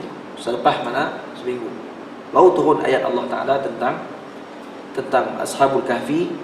Kemudian turun tentang Iskandar Zulkarnain. Kemudian cerita pula tentang ruh. Pada ruh, maka dijawab qulir ruh min amri rabbi. Maka pendeta Yahudi itu dah kata dah, ada dua soalan dia akan jawab. Satu dia tidak akan jawab, iaitu berkenaan dengan ruh. Kalau dia jawab semua, maksud dia ni tak betul. Dia ni bukan Nabi. Kamu bunuh dia, karena dia bukan Nabi. Tapi kalau kata dia tidak jawab satu soalan, iaitu berkenaan dengan roh, maka ni adalah Nabi yang benar. Tapi dia pun ikut tak Nabi SAW? Tak ikut juga. Mana kata? Maksud dia tanya bukan tujuan untuk dapat ilmu, tapi tanya untuk ta'annutan. Sengaja nak lawan dengan Nabi SAW. Konon-konon nak malukan Nabi SAW. Tapi Allah meninggikan Rasulullah SAW. Ini tanya antara soalan yang ruh ni lah. Qulir ruhu min amri rabbi. Bermula ruh itu daripada pekerjaan Tuhanku. Wa ma utitum minal ilmi illa qalila. Tidak diberikan ilmu tentang ruh ni melainkan sedikit. Sedikit tu pun Ibnul Qayyim rahimahullahu ta'ala menulis kitab tentang ruh. Satu jilid kitab Ar-Ruh. Ni kata para ulama, antara kitab yang terbaik tentang ruh antaranya yang dikarang oleh Ibnul Qayyim. Ar-Ruh kitabnya. Nah, kitab ruh ni masya-Allah tabarakallah. Kalau kata diberikan ilmu yang sikit, Ibnul Qayyim boleh syarah ruh tentang kitab tu dengan dalil dia, dengan macam-macam perkara tentang ruh, keistimewaan ruh dan sebagainya ni dalam kitab yang tebal dia tebal ni. Terjemahannya Syekh Said Ahmad Sumit Singapura, terjemah sampai tebal tu jadi. Pustaka nasional keluar sampai tebal. Macam mana wa ma utitu minal ilmi illa qalila? Sedikit macam mana tu boleh sampai banyak macam tu? Maka ulama kata qalil 'inda Allah, kathir 'inda nas. Faham? Di sisi Allah kira sikit dah tu Allah Taala bagi tu. Tapi di sisi manusia tu kalau boleh tulis tu kira banyak sangat dah tu. Faham? Baik. Pendeknya qalbun dan ruh dan nafs, ketiga-tiganya satu makna. Kalau buka dalam kitab Imam Ghazali rahimahullah, kita akan tengok perbahasan tentang qalbun, tentang roh dan tentang nafsu. Tentang nafsu. Tiga-tiga ni dibahaskan tentang maknanya. Dan saudara Syekh Abdul Qadir Mandiri rahimahullah ta'ala meletakkan dengan tahsil pengilah hasil pendeknya. Maksud dia tak mau terang panjang-panjang, sebab kitab ni sya'nuhu lil mubtadi'in. Untuk dia nak terang tentang benda yang berkait dengan nak pembersihan hati, bukan nak cerita tentang falsafah dan sebagainya. Maka dia sebut terus pendeknya qalbun, ruh, nafs, ini maknanya satu saja. Nak panjang lagi, buka Ihya. Tengok Ihya sendiri. Jadi syekh-syekh kita, ulama kita ni, dia tak mau ajak kita jadi malah sangatlah. Kita ni kalau kata dia dah ajak dah. Macam mana kita nak tengok kitab mana yang kita nak kena rujuk? Buka kitab tersebut. Tengok pula kitab tersebut. Sebab tu kalau kita tengok kadang-kadang ulama tulis raja' ila kitabi kata wa kata. Kita rujuk balik kitab sekian-sekian. Maka nak tengok orang yang himmah dia aliyah, yang dia punya keinginan dia tinggi dalam ilmu, maka dia akan cari. Tapi kalau himmah dia khasirah, dia sakat baca lah. Oh, dalam Ihya. Lepas tu tak baca, tak cari pun, jilid berapa pun dia tak tahu. Hak cerita tentang ruh, hak tentang perbezaan ruh, nafsu dengan qalb ini, apa beza dia, tak cari sampai sudah. Kenapa? Kerana himmah dia khasirah, himmah dia sangat rendah. Jadi kita kena himmah kita aliyah, kena tinggi. Balik cari dalam Ihya. Cari dalam Ihya. Kita di Mesir ni tak ada. Saya tanya kepada masyayikh, ada di Mesir ni kitab dibacakan Ihya secara rutin, seperti ulama-ulama di Hadramaut, di Indonesia. Di Indonesia saya pergi, Ihya ni dibaca setahun sekali khatam. Setahun sekali mesti khatam. Baca setahun, baca ikut rutin, sekali khatam. Tu baca lagi tahun depan pula. Dijadikan macam bacaan rutin bagi mereka. Mesir ada ulama-ulama yang baca Ihya, antaranya Syekh Taha Dusuqi baca, tapi dibaca dengan tarik ilmiah, dengan bentuk ardun dan tahlil, seperti mana para bila dibaca dengan, kalau baca dengan Habib Umar waktu mari ke Al-Azhar, dibacakan kitab dia Khabas Nurin, Khabasin Nur, kan? Kitab yang dikarang oleh Habib Umar tu, talqis kepada Ihya, disyarah dengan Nuraniyah, maksudnya dengan syarahan tazkiyah nafs, pembersihan jiwa. Macam mana kita nak didik jiwa kita macam tu. Tapi kalau disyarah oleh Syekh Toha Dusuki, kalau kita hadir dalam majlis dia syarah dengan syarahan falsafi. Macam mana nak faham kitab Ihya dengan bentuk falsafah. Syarah akan dengan bentuk falsafah. Syekh Toha Dusuki ini alim dalam akidah dan juga falsafah. Alhamdulillah semuanya baik, khair. Baik. Berkata akan dia pada salah satu daripada segala makna ketiga-tiga. Berkata akan dia oleh Hujjatul Islam Al-Ghazali di dalam Ihya Ulumuddin. Kemudian lazimkan olehmu akan memelihara jantung engkau daripada segala kelakuan yang dicela seperti takabbur dan riya, dan akan menghiasinya dengan segala kelakuan yang dipuji seperti sabar dan merendah diri kerana beberapa perkara. Pertama, kerana firman Allah, wallahu ya'lamu ma fi qulubikum. Kenapa kita nak kena jaga jantung hati kita ni? Karena yang pertama Allah Ta'ala sebut wallahu ya'lamu ma fi qulubikum. Artinya, dan Allah Ta'ala mengetahui ia akan barang yang di dalam jantung kamu. Maka hendaklah kita takut daripada mengetahui oleh Allah Ta'ala pada jantung kita akan kejahatan. Nak kena jaga hati kita ni daripada fikir benda yang tidak elok. Wallahu ya'lamu ma fi qulubikum. Fi sirrikum, dalam hati kamu. Rahsia hati kamu tu Allah mengetahui. Yang kedua, kerana Nabi SAW bersabda, Inna Allah Ta'ala la yanzuru ila suwarikum wa absyarikum wa innama yanzuru ila qulubikum. Ada riwayat yang sebut Inna Allah Ta'ala la yanzuru ila suwarikum wala ila ajsadikum walakin yanzuru ila qulubikum wa a'malikum. Ada riwayat sebut gitu. Artinya bahawasanya Allah Ta'ala tiada menilik ia kepada segala rupa kamu dan segala badan kamu, dan hanya sahaja menilik ia kepada segala jantung kamu. Allah melihat kepada hati kamu tersebut. Allah tak tengok rupa parah kamu macam mana, comel tak comel kan dan sebagainya. Yang tengok adalah pada baiknya hati kamu tersebut, jantung kamu tadi. Maka jantung itu tempat tilik Allah. Sebab tu para ulama Sufi, mereka lebih menyibukkan diri mereka dengan pembersihan qalbun mereka daripada jasad mereka. Sebab tu kalau kita tengok para ulama Sufi, sebahagiannya ada yang tidak mengambil kisah tentang jasad mereka.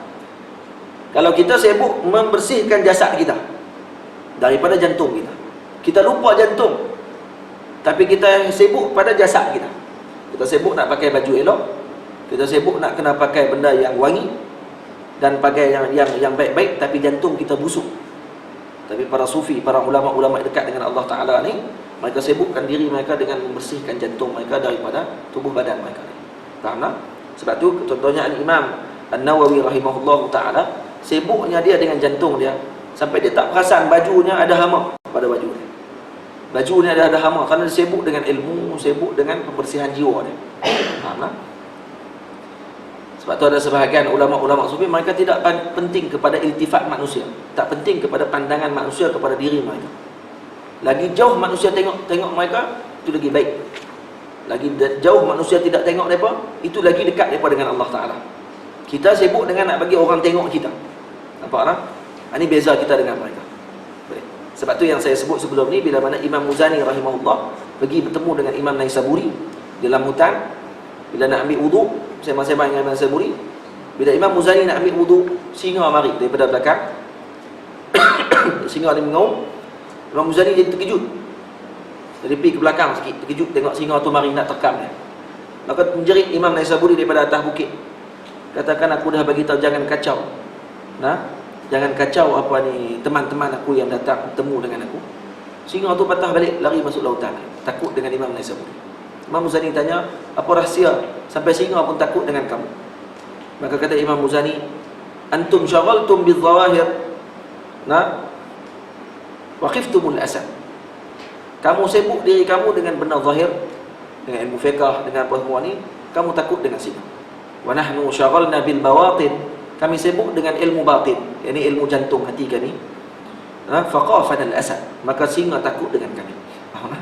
Kami sibuk dengan benda yang berkaitan dengan hati, singa takut dengan kami. Kamu sibuk dengan zahir, kamu takut dengan singa. Nampak? Hebat para ulama Sufi ni. Ada sebuah kitab, kita tengok di Azhar, ada belakang Azhar ada jual. kitab tentang ta'liqul sibhah 'ala al-a'naq atau fil a'naq, sangkut tasbih di tengkuk. Kau tengok ada ulama-ulama sufi kita kadang-kadang dia ambil tasbih dia letak kat tengkuk. Ada gambar-gambar kan, kita tengok gambar ulama-ulama sufi, kita tengok dalam internet, kita tengok mereka ada letakkan tasbih di tengkuk mereka. Ada kitab tulis tentang benda tersebut. Kenapa letak tasbih di tengkuk? Antaranya kerana nak bagi orang tidak pandang mereka terlalu tinggi. Sebab kalau orang bawa pakai tasbih buka kat tengkuk, tu jalan bawah. Orang kata apa? Ni betul tak betul pada orang. Tu tujuan dia apa? Nak bagi orang kata tak betul lah.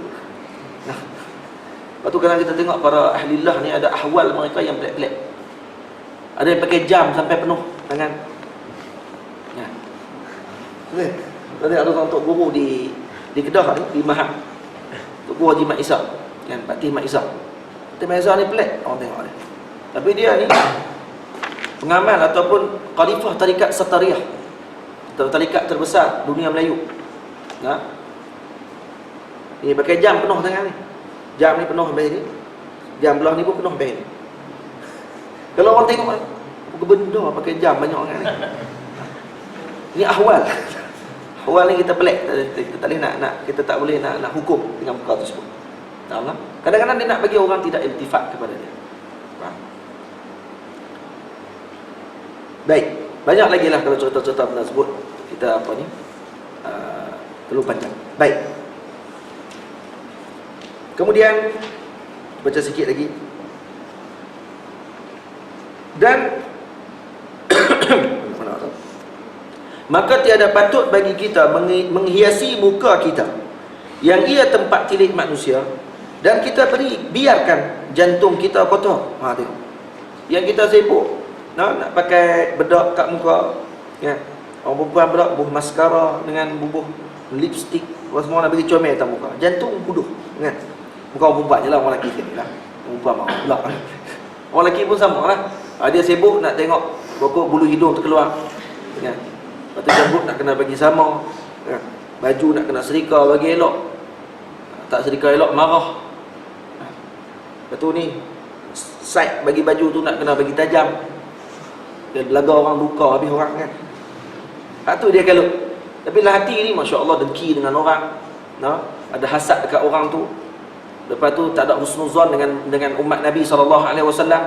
Dia sibuk dah pakaian dia. Ini bukan daripada sifat yang baik. Dan kita biarkan jantung kita kotor, berlumur dengan segala sifat kecelaan yang ia tempat tilik bagi Tuhan kita. Bahkan sayugia bagi yang berakal membersihkan jantungnya dan menghiasinya lebih bersangatan daripada membersihkan dan menghiasi mukanya. Sebab tu antara cara untuk kita nak baik sangka dengan umat Nabi SAW, kata para masyayikh, kalau kita keluar daripada rumah, kita tengok siapa pun yang kita tak kenal, kita anggapkan mungkin dia Khidir AS. Kalau kita anggap dia Nabi Khidir, insyaAllah kita tak akan buat benda tak. Faham tak? Jumpa tengok orang yang kita rasa nak buruk sangka dengan orang ni, maka kita tu Khidir. Kalau dia Khidir, sungguh macam mana? Sebab tu kita ni akan ajak diri kita jadi orang yang baik sangka dengan orang. Boleh tak? Anggap dia Khidir, insya-Allah kita akan baik sangka. Tapi kadang-kadang kita terlupa lah benda itu. Kita rasa nak marah juga. Nampak orang set kan lagi kita nak marah. Semua kita nak marah. Maki tak ada lah. Ayah, sebab tu kata ulama, kalau duduk di Mesir ni, kalau kita boleh jaga mulut kita, jaga hati kita, kita boleh jaga tingkah laku kita, insya-Allah wali tu. Jadi wali, insya-Allah. Sebab tu kata Imam Ibn Arabi kata pada kitab dia, zaman ada kemudahan. Suhulatu fil ilm wa suhulatu fil wilayah. Senang jadi dapat ilmu, senang dapat kewalian. Oh, senang juga. Nak jadi wali pun senang zaman lah. Nak jadi ulama besar pun senang tu. Zaman lah mudah ilmu, kan. Zaman dulu Masya Allah ulama nak kena berjalan jauh, sampai jalan pula, sampai di tempat sebut mati dah tu guru tu. Mana naik kapal terbang sampai ke Mesir, tak ngaji juga, tak tahan lah. Naik kapal terbang sampai lah, tu pun buat letih. Baru letih lah, biar nak letih naik kapal terbang, bukan bawa pun. Han duduk je lah kata abang. Main makanan sampai makan pelahap habis. Lepas tu tak sedap lah makanan. Lepas tu dia buat kajian. Kenapa makanan atas kata abang tak sedap? Sebab kita naik di atas parah dan lebih tinggi. Lepas tu tak sedap. Dia kata. Dan Facebook ada sebut kan. Dia pun tulis dalam Facebook. Facebook ni banyak ilmu juga sebenarnya. Tak tahu lah dia buat telahan ke apa. Sebab dia kata otak kita waktu tu dah keluar daripada radar dia. Daripada dia punya ketinggian itu. Dia tak boleh kawal. Dia punya rasa sedap sebab tak boleh makan. Tapi abang dia makan jadi tak sedap. Sedap macam mana pun jadi tak sedap. Lepas tu kita komplain ni makanan lama ni. Jadi berapa minggu ni dia pun main hantar kat kita ni. Jadi waktu tu kita punya deria lidah kita pun lain lah waktu tu. Nah, tak payah try tengok lah. Naik atas gunung Everest. Kan? Lepas tu try makan nasi goreng tu. Kita rasa macam mana? Tak sedap langsung nasi tu. Gunung Everest memang tak sedap. Baik. Allahumma salli ala sayyidina Muhammad. Tu tak main lagi. Ulama dulu saya tulis kitab lagi. Kitab apa? Tahassur. Hasratul ulama. Apa kata hasrah ni? Kitab kekecewaan mereka. Kecewanya mereka bila sampai Tok Guru mati. Tulis kitab. Kecewa-kecewanya ulama ni sampai di tempat tu Tok Guru meninggal. Dengar ada seorang Tok Guru dia, masya-Allah tabarakallah, terus pergi ke tempat tersebut untuk tuntut ilmu dengan Tok Guru. Sampai-sampai Tok Guru meninggal. Tulis hasratul ulama. Saya sedih kalau Tok Guru ni meninggal. Tulis kitab. Insya-Allah. Imam Subki nak jumpa Imam Nawawi di Nawak, sampai-sampai Imam Nawawi dah meninggal. Sedih dia. Sampai buat syair. Nah, tentang kesedihan dia bila mana Imam Syafi'i meninggal. Cukup dia kata aku pergi letakkan pipi aku di tempat Imam Syafi'i pijak waktu ketika dia dalam Darul Hadis Al-Ashrafiyah, tempat dia mengajar. Aku letak pipi aku tempat dia duduk pun cukup dah, kata Imam Subki rahimahullah ta'ala. Ini antara benda-benda yang ulama dulu sedih dalam perkara tersebut. Kita zaman dah tak ambil peluang tentang perkara tersebut. Baik. Dan yang ketiga, apa dia lagi satu lagi? Suhulatul wilayah. Senangnya mendapat kewalian zaman dah. Kata para masyayikh, kata Syekh Yusri hafizahullah ta'ala, Syekh Yusri kata apa? Zaman dah senang jadi wali kerana apa? Karena kalau kita benar, sebab zamanlah zaman khianat yang sangat banyak. Zamanlah zaman berlaku apa ni, Allahumma salli ala sayyidina Muhammad, khianat yang tak banyak. Lepas tu kalau kata kita jadi orang yang peniaga, kita jadi peniaga yang tak betul. Kalau kita jadi pekerja yang tak amanah dan sebagainya. Kalau kita boleh ikut flow tu dengan baik, wali dah senang dalam bidang ni. Sebab tu kata Nabi sallallahu alaihi wasallam, at-tujaru fujjar. Peniaga ni adalah orang yang paling jahat, melainkan orang yang man sadaqa. Melainkan orang yang benar. Orang yang benar. Boleh peniaga nak jadi wali pun boleh. Yang penting syarat dia benar. Dia jalankan perniagaan tu dengan betul, tidak tipu orang, insya-Allah wali lah di sisi Allah Taala. Senang nak jadi wali ni. Gampanglah. Dan yang ketiga, bahawasanya jantung itu raja bagi segala anggota, dan segala anggota itu mengikut ia akan perintah rajanya. Dan apabila baik jantung itu, nescaya baik segala anggota, dan apabila jahat ia, nescaya jahat segala anggota. Sabda Nabi SAW, inna fil jasadi mudghah, idza saluhat saluhal jasadu kulluh, wa idza fasadat fasadal jasadu kulluh, ala wahiyal qalbu. Artinya bahawasanya ada di dalam tubuh itu sepotong daging. Apabila baik ia, nescaya baik oleh tubuh itu semuanya, dan apabila binasa ia, nescaya binasa oleh tubuh itu semuanya. Jaga-jaga, dan iaitu jantung. Jaga-jaga kata Nabi. Ala wahiyal qalbu. Jantunglah tempat tersebut. Faham? Jadi sebab tu penting jantung ni kita jaga. Jaga sungguh daripada sifat yang tercela lah. Bukannya jaga bersakit jantungnya. Makan, jangan makan benda ni, jangan makan benda tu. Itu pun termasuk dalam bab menjaga tubuh juga. Bukan jaga jantung daripada sifat tercela. Dan apabila adalah baik jantung itu sebab bagi baik segala anggota, nescaya wajib atas kita bersungguh-sungguh pada membanyakkan dan membaikinya dan memeliharanya daripada segala kebinasaan. Wallahu a'lam. Kita baca sampai sekat tu. Baik. Ada soalan ditanya. Saya jawab soalan dia, ada apa itu ni tak jawab lagi.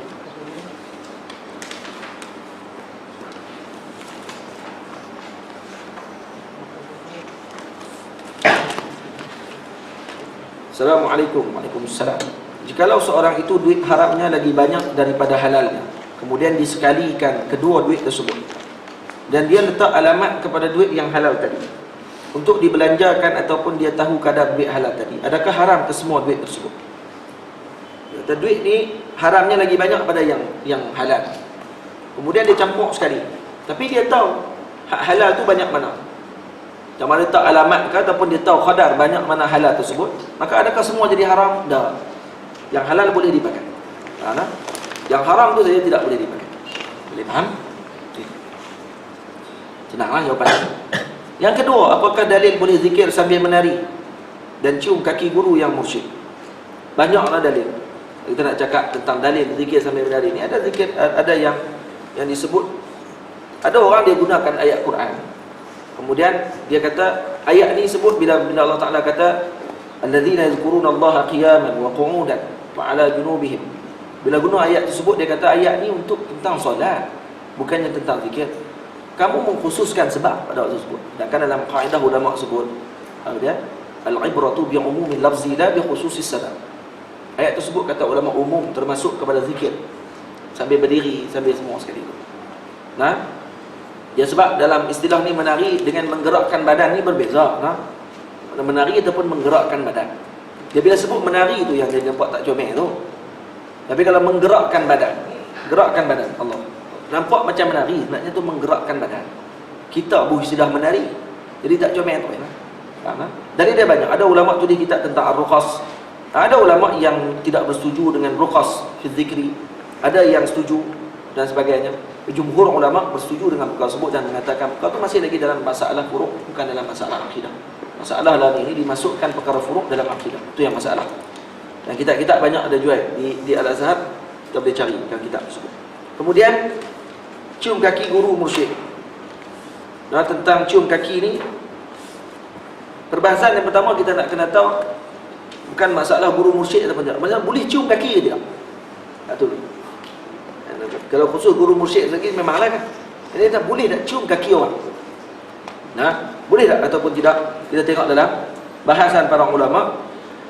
Saya ambil daripada kitab ni Mizanul Adil li Tamyizil Haqqi min al-Batil karangan Syekh Abdul Qadir Isa. Nah, ni guru kepada Syekh Yusuf Bakhur Al-Hasani.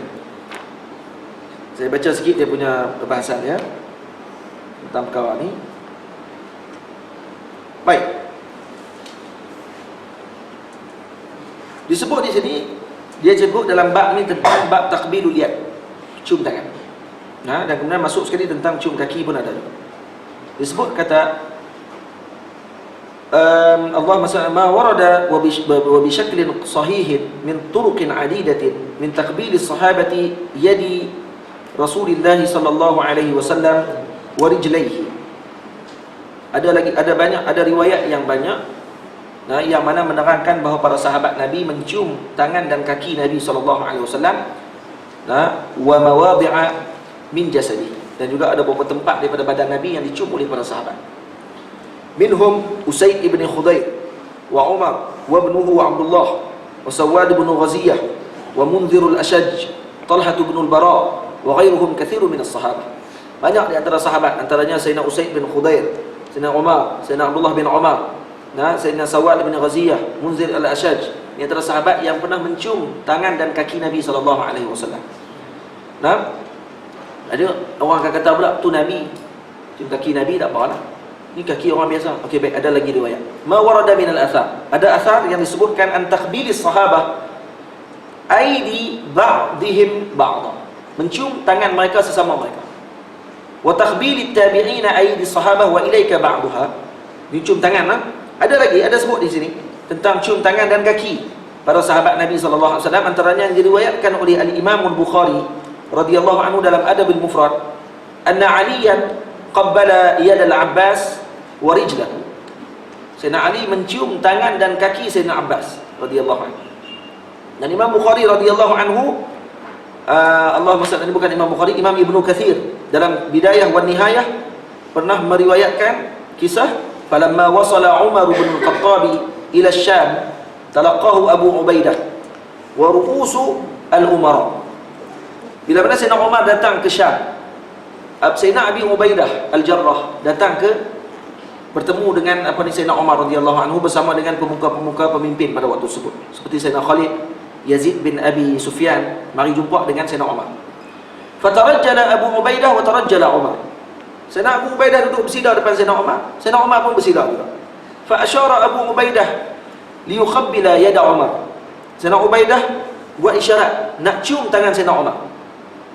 Fahamma Umar bi taqbili rijli Abi Ubaidah. Sayyidina Umar pula nak cium kaki Sayyidina Abu Ubaidah. Pakat lawan nak cium. Sayyidina Abu Ubaidah nak cium tangan, dak Sayyidina Umar nak cium kaki dia terus. Dia cium kaki. Ada?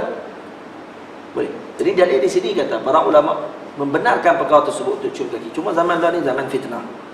Zaman bila buat rakaman, bila buat rakam, bila ada majlis dan sebagainya, cium kaki, maka jadi fitnah. Kenapa jadi fitnah?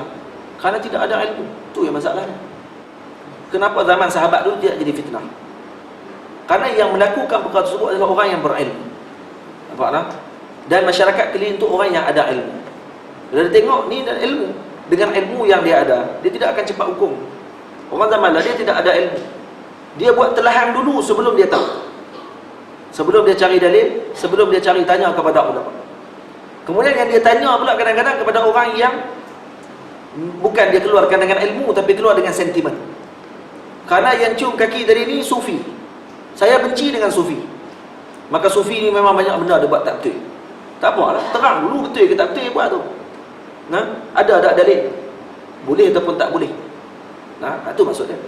Boleh tak? Lepas tu nampak macam sujud ustaz. Itu bukan perbahasan kita. Nah, itu bukan perbahasan kita, nampak macam sujud dan sebagainya tu. Mana dia sujud kita sujud. Nah, kalau orang tu dia kepala dia letak di bawah, dia nampak macam hayah sujud. Adakah kita nak hukum tu dia akan sujud kepada benda tersebut? Tak semestinya. Nampak tak? Tengok kepada niat orang tersebut. Sebab tu kata masyayikh, kita nak hukum orang ni kafir ataupun tidak, tak semestinya dengan perbuatan yang dia buat. Kadang duduk di rumah boleh jadi kafir. Dia duduk di rumah, tapi dalam hati dia Allah ada 4. Tuhan ada 6. Dia tak pernah pun buat benda, tak pernah pergi sembah pokok, tak pernah pun pergi ke kuburan, kemudian pergi sembah kubur, tak pernah buat macam tu. Dia duduk dalam rumah. Boleh jadi kafir dah waktu tu? Boleh jadi kafir. Tapi bila kita tengok ada orang pergi depan kubur, cium kubur dan sebagainya, kita kata dia ni syirik. Tak, syirik ni berkait dengan hati. Nah, kenapa dia buat macam tu? Kerana ta'zim kan? Kerana ta'abbud. Kalau kerana dia ta'zim, hanya kerana dia membesarkan sahibul khabri, orang yang dalam kubur tersebut, maka dia tidak dikira sebagai fasik. Dia tidak dikira sebagai kufur. Faham tak? Tengok kepada niat orang tersebut. Ada yang begitu. Apakah pandangan Ustaz terhadap kitab Nuzhatul Majalis? Kitab Nuzhatul Majalis kalangan Al-Imam As-Safuri, As-Sayfuri, dan Wallahu a'lam, saya tak ingat nama syekh tersebut, Al-Syafi'i, ulama besar. Kitab ni sangat baik, cerita tentang hikayat-hikayat tentang para salihin. Kemudian kitab ni dia susun ikut kepada Arkanul Iman. Dia susun tentang Arkanul Iman, dan kemudian susun tentang Syu'abil Iman, cabang-cabang iman dalam kitab tersebut. Dan kemudian dimasukkan kisah-kisah para ulama, ada doa-doa dalam tu. Kemudian ada kisah-kisah yang ajaib tentang para wali, ada dalam Nuzhatul Majalis. Nah, buat Wahabi tak sukalah kitab ni. Dia kata kitab ni banyak munkarat, dan kitab ni kitab yang banyak syirik. Jangan tengok dengan pandangan orang yang macam tu. Kita ambil kitab ni, ambil yang berfaedah dalam kitab tersebut, cerita pasal orang soleh, cerita tentang ilmu yang baik dalam kitab tersebut, ada doa-doa dan sebagainya. Jadi kena beli kitab ni, Nuzhatul Majalis. Ada dijual di belakang Azhar pun ada jual. Yang Maktabah Asriyah kalau tak silap ada jual Nuzhatul Majalis. Terbaik ni kitab ni, ya. Cerita tentang benda-benda yang baik dalam tu. Wallahu a'lam bissawab. Habis. InsyaAllah minggu depan kita akan sambung perbincangan kitab kita tentang Penawar Bagi Hati. Kita akan baca pada bab dan seterusnya. Bab yang tadi tak habis lagi, bab jantung tak habis lagi, kita akan sambung pada minggu depan insyaAllah. Aqulu qawli hadza astaghfirullahal azim li wa lakum. Assalamualaikum warahmatullahi wabarakatuh. Bismillahirrahmanirrahim. Alhamdulillahirabbil alamin. Wassalatu wassalamu ala asyrafil mursalin wa ala alihi washabbihi ajma'in. Rabbana atina fid dunya hasanah wa fil akhirati hasanah wa qina adzabannar. Wassallallahu ala sayyidina Muhammadin wa ala alihi washabbihi wasallam. Walhamdulillahi rabbil alamin.